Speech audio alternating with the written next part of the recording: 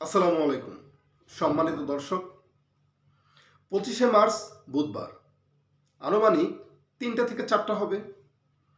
ঠিক এই সময় রাজবাড়ী জেলার গোয়ালন্দ উপজেলা দৌলদিয়ার 3 নম্বর ফেরিঘাটে সহস্র পরিবহন 50 জন যাত্রী নিয়ে তিনি ফেরিঘাটে উঠতে যাবেন।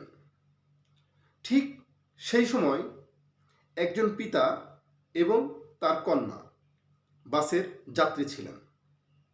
পিতা গাড়ি থেকে নেমে যায় এবং মেয়ে গাড়িতে থেকে যায়।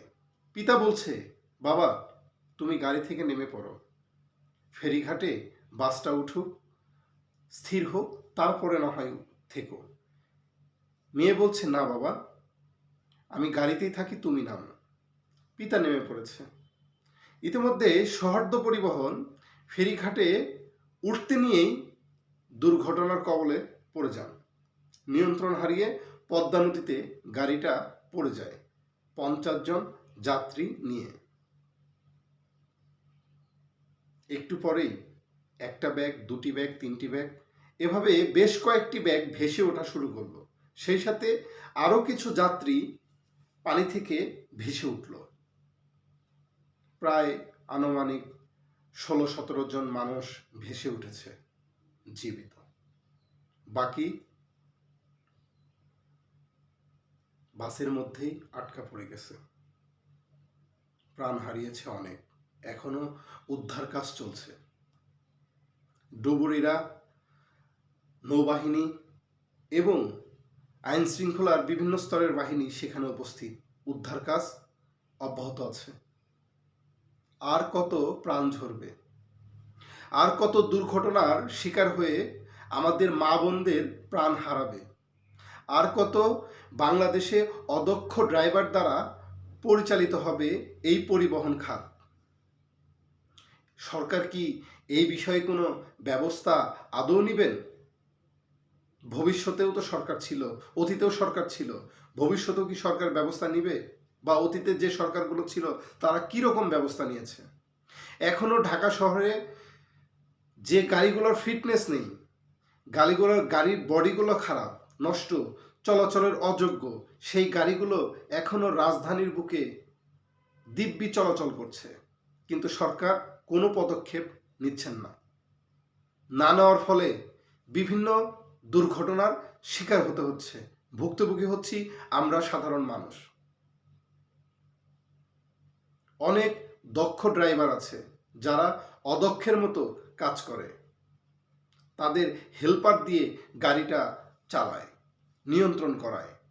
যখন হেল্পার দ্বারায় পুরো বাসটাকে যাত্রীসহ নিয়ন্ত্রণ করার জন্য ড্রাইভার আদেশ দেন, তখন হেল্পার স্বাচ্ছন্দ্যে গাড়ি চালান, কখনো কানের মধ্যে হেডফোন দিয়ে, কখনো এক হাতে সিগারেট নিয়ে, কখনো পান চিবিয়ে চিবিয়ে, বা কখনো গান শুনে। তখনই দুর্ঘটনার শিকার হতে হয়, প্রাণ হারাই আমাদের মতো সাধারণ মানুষ। ঠিক তেমনি দৌলদিয়া 3 নম্বর ফেরিঘাটে 50 জন যাত্রীরও এরকমই শিকার হয়। হেল্পার দ্বারা যদি বাসটাকে ফেরিঘাটে তোলানো হয়, সেখানে তো দুর্ঘটনা ঘটবেই। আর কত এভাবে প্রাণ ঝরবে? মহান রাব্বুল আলামিনের কাছে দোয়া করি, যে যাত্রীগুলো অকাল মৃত্যু হয়েছে, দুর্ঘটনার শিকার হয়েছে, নিয়ন্ত্রণ হারিয়ে বাস নদীতে পড়ে গেছে, মহান সৃষ্টিকর্তা যেন সবাইকে জান্নাতবাসী করেন এবং প্রত্যেকটা পরিবারকে শোক ধৈর্য ধারণ করার শক্তি দান করেন। আর দেখতে পাচ্ছি না। ঈদের সময় যখন ঈদের আগে রওনা করলেন, তখনও লঞ্চের দুর্ঘটনায় 4 জন প্রাণ হারিয়েছে। ঈদ চলে গেল, মাত্র 3 দিন হলো না, এর মধ্যেই 50 জন যাত্রী নিয়ে পদ্মা নদীতেই আবার তলিয়ে গেল।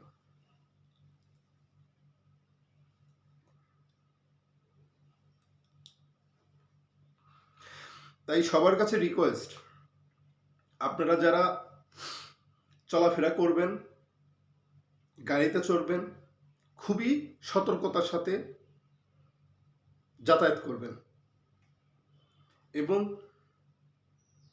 অদক্ষ ড্রাইভার দ্বারায় যে বাসগুলো পরিচালিত হয় আপনারা সেই বাসে উঠবেন না, বিরত থাকবেন। সরকার এই বিষয়ে ব্যবস্থা গ্রহণ যদি নাও করে, আপনারা সেই অদক্ষ ড্রাইভার ফিটনেসবিহীন বাসে ওঠা ছেড়ে দিন এবং সোচ্চার হন। সরকার যাতে এই বিষয়ে দ্রুত পদক্ষেপ গ্রহণ করেন। সবাই দোয়া করবেন আল্লাহ যেন তাদেরকে জান্নাতবাসী করেন এবং সবাই সাবধানে যাতায়াত করবেন। এমন দুর্ঘটনার শিকার যেন আর কারো না হতে হয়। সবাই ভালো থাকবেন, সুস্থ থাকবেন। চ্যানেলটি সাবস্ক্রাইব করে পাশেই থাকবেন। ধন্যবাদ।